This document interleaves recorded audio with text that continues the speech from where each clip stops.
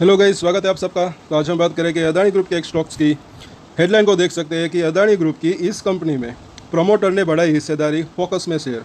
और कौन सा ये शेयर वो हम देखेंगे, उसके चार्ट के ऊपर भी चर्चा करेंगे और इसके ऊपर आप अपनी नज़र बना के रख सकते हैं। मुझे ऐसा लग रहा है कि मीडियम टू लॉन्ग टर्म की बात करें तो अच्छे रिटर्न मिलने की संभावना रह सकती है।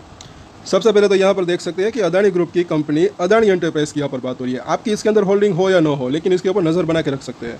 इसका बिजनेस मॉडल अगर आप देखेंगे तो काफ़ी डाइवर्सिफाइड है और आने वाले समय में तेज़ी की पॉसिबिलिटी हो सकती है। हाँ, शॉर्ट टर्म में वॉलेटिलिटी रह सकती है, अभी रेंज बाउंड है, लेकिन चार्ट के ऊपर भी फिलहाल इसके ऊपर चर्चा करके पहले रिपोर्ट देख लेते हैं कि अदानी एंटरप्राइज में शेयर होल्डिंग को लेकर बड़ा अपडेट आया है।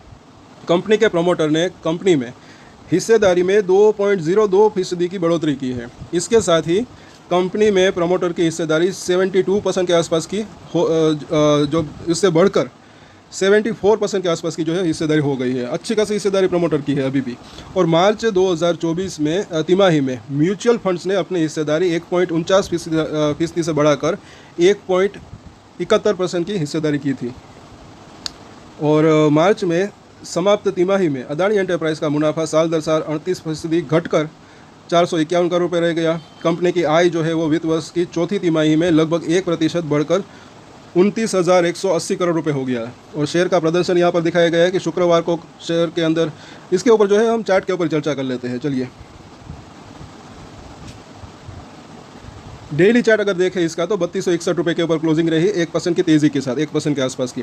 ये जो है F&O के अंदर भी है ये स्टॉक्स, तो थोड़ा बहुत भी उठा पटक हो इसके अंदर तो भी अच्छा खासा फर्क पड़ सकता है। लेकिन अभी पुट और कॉल की अगर बात करें तो प्रीमियम जो है आई थिंक काफ़ी जो है वो टाइम डेके की वजह से जो है काफ़ी घट गया होगा, क्योंकि ये जो उठा पटक थी ऊपर नीचे उसके बाद लगातार पिछले एक्चुअली 6-7 दिन यहाँ से लेकर यहाँ तक एक छोटी सी रेंज में ये बना हुआ है। तो एक वॉलेटिलिटी के बाद जो है ये थकान सी महसूस हो रही है, ऐसा यहाँ पर लग रहा है। और अभी मुझे ऐसा लग रहा है कि ये कहीं ना कहीं एक मेक और ब्रेक लेवल के ऊपर है। इसके ऊपर हम डिटेल में भी चर्चा करेंगे।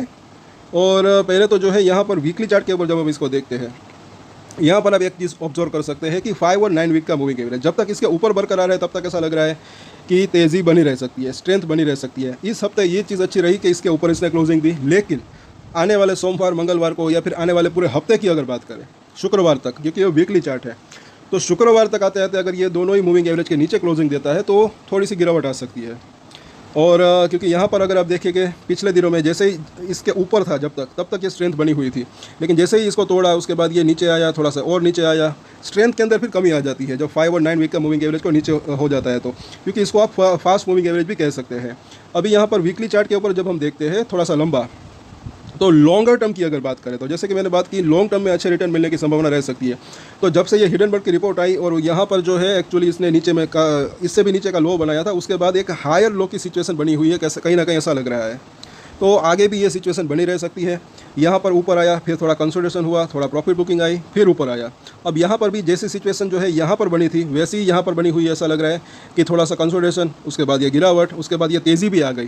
तो अब ये भी हो सकता है कि थोड़ा सा और कंसोलिडेशन हो आगे चलकर।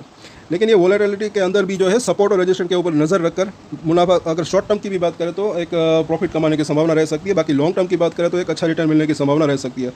और मुझे ऐसा लग रहा है कि मीडियम टू लॉन्ग टर्म की बात करें तो 4,000, 4,500 से 5,000 तक जाने की संभावना रह सकती है। और आई थिंक इतने रिटर्न अगर साल भर, 6 महीना, साल भर या उससे ज़्यादा के थोड़े से टाइम में भी अगर मिले तो वो कम नहीं होते।